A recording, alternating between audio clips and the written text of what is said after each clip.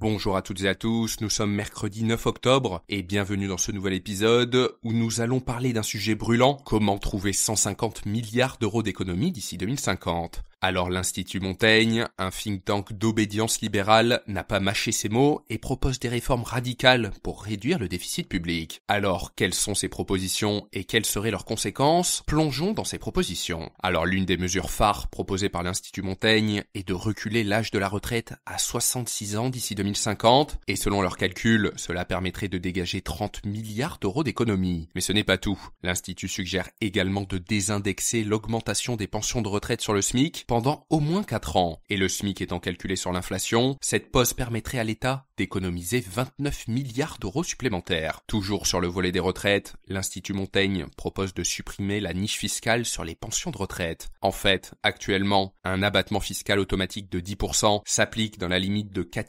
258 euros par foyer fiscal, ce qui représente 8,4 milliards d'euros de manque à gagner pour l'État. Et cela toucherait principalement les retraités les plus modestes, une mesure qui risque donc de faire débat.